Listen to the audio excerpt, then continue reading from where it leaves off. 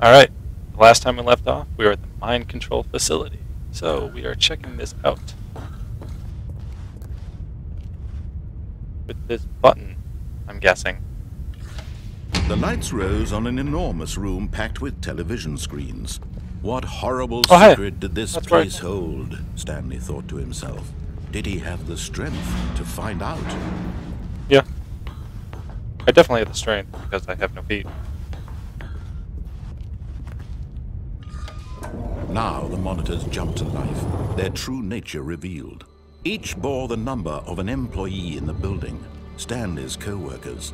The lives of so many individuals reduced to images on a screen, and Stanley, one of them, eternally monitored in this place where freedom meant nothing.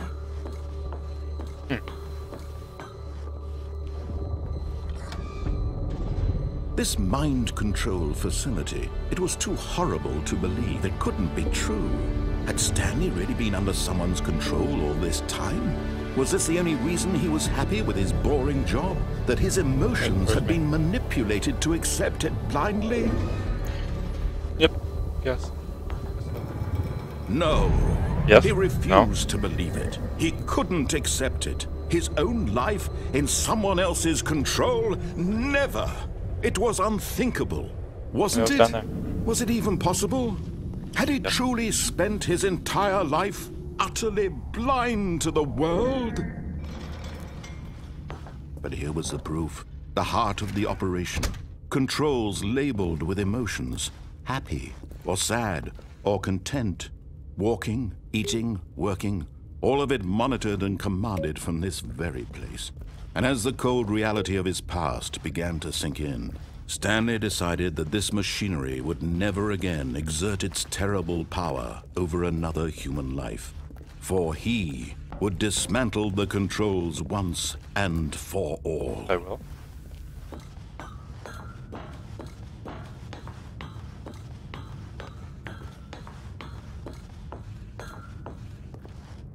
Okay, off.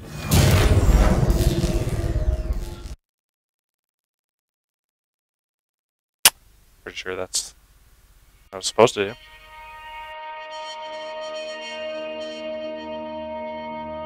Wait. Blackness and a rising chill of uncertainty. What's going on? Where am I? Was it over? Yes! He had won! He had defeated the machine! Unshackled himself from someone else's command. Freedom was mere moments away. And yet, even as the immense door slowly opened, Stanley reflected on how many puzzles still lay unsolved. Where had his co-workers gone? How had he been freed from the machine's grasp? That was the game. What other mysteries did this strange building hold?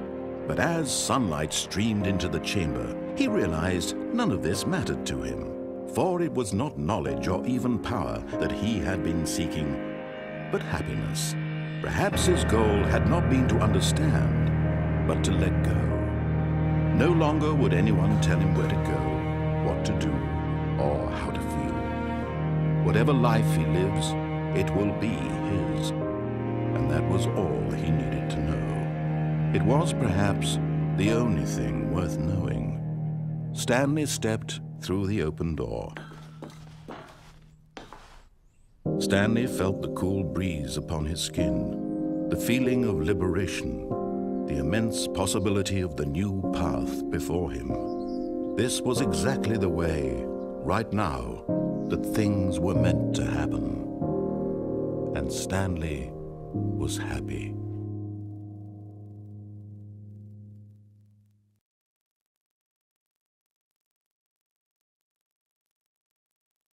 Well, that ends that. But apparently there are other things, so I will try to find them. I'm pretty sure I just beat the game, one of the endings. I guess we're going to try to look for other places now. Wait, a call? That's new. Hello. This is a recorded message scheduled either by you or a person in your place of work. The purpose of this message is to warn you about the dangers of recorded messages.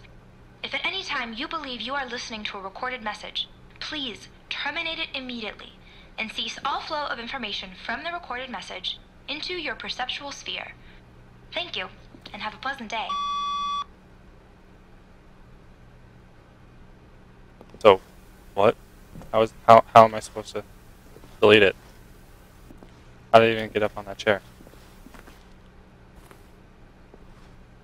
How did I do this? What was it? I don't hear the guy anymore.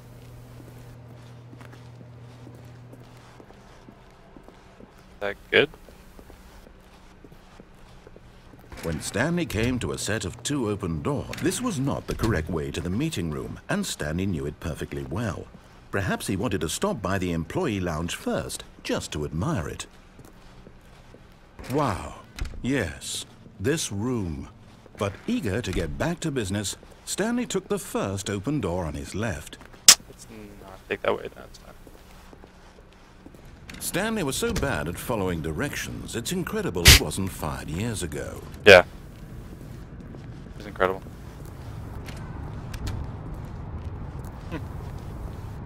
Do not jump from the cargo lift while it is in motion. We'll call it death. Penalty of misuse in cargo lift, 1,000. Penalty for jumping off the cargo lift, 5,000.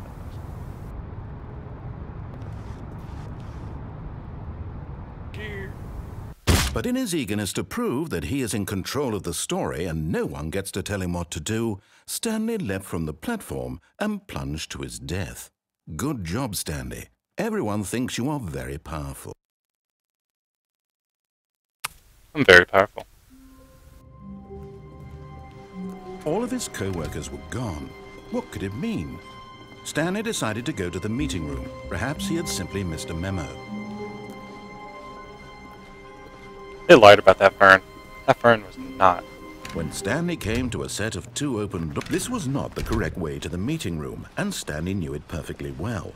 Perhaps he wanted to stop by the employee lounge first, just to admire it. The lounge was sublime, a work of art. But eager to get back to business, Stanley took the first open door on his left. Not this time, chap. Stanley was so bad at following directions, it's incredible he wasn't fired years ago. Let's go down. Look, Stanley, I think perhaps we've gotten off on the wrong foot here. I'm not your enemy, really, I'm not.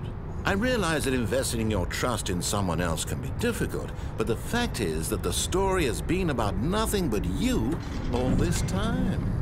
There's someone you've been neglecting, Stanley. Someone you've forgotten about. Please, stop trying to make every decision by yourself. Now, I'm not asking for me, I'm asking for her. This is it, Stanley. Your chance to redeem yourself, to put your work aside, to let her back into your life. She's been waiting.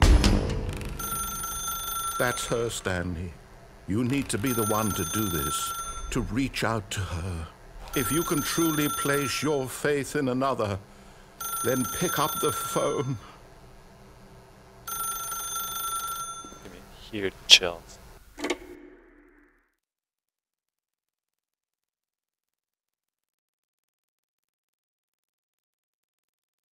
What? Oh, Stanley, is that you? Hold on, sweetie. Sorry to keep you waiting. I'm just pulling the bread out of the oven. All right. Awesome. Okay, there we go. All right, now, I want you to come in and tell me all about your day. Gotcha. Oh my god. Oh, come on. Yeah, Did you actually fuck. think you had a loving wife who'd want to commit their life to you? I'm trying to make a point here, Stanley. Fuck you. I'm trying to get you to see something. Come inside.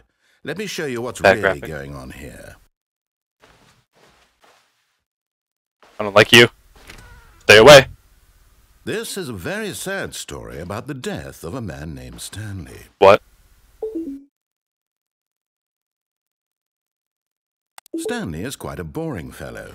He has a job that demands nothing of him, and every button that he pushes is a reminder of the inconsequential nature of his existence.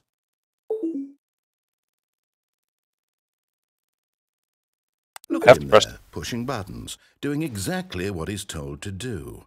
Now he's pushing a button, Now he's eating lunch. Now he's going home. Now he's coming back to work. One might even feel sorry for him, except that he's chosen this life. Z. But in his mind, in his mind he can go on fantastic adventures.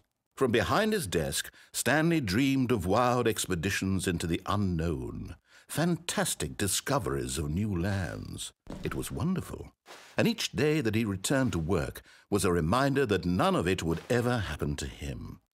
Hey! And so he began to fantasize Wait, about what? his own job. First, he imagined that one day while at work, he stepped up from his desk to realize that all of his co-workers, his boss, everyone in the building had suddenly vanished off the face of the earth. The thought excited him terribly.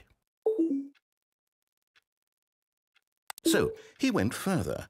He imagined that he came to 2 open doors and that he could go through either. At last, choice. It barely even mattered what lay behind each door. The mere thought that his decisions would mean something was almost too wonderful to behold. As he wandered through this fantasy world, he began to fill it with many possible paths and destinations.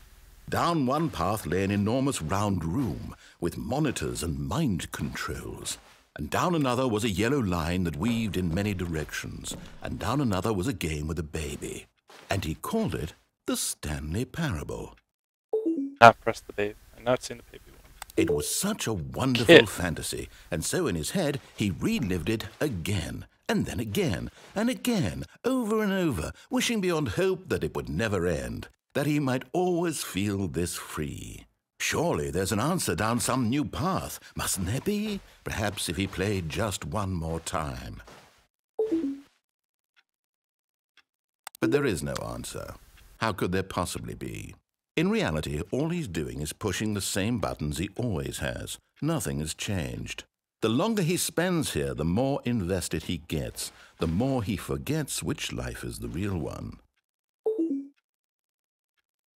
And I'm trying to tell him this, that in this world he can never be anything but an observer, that as long as he remains here, he's slowly killing himself.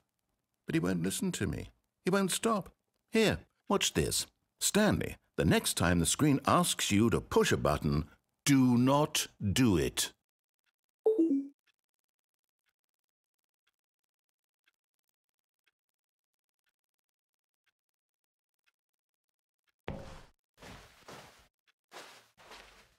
I don't know what to do. We're going to stop here. Thank you for watching. Please watch the next video. I guess we're just going to have to find out what happens next. Thank you guys very much. Hope to see you in the next video.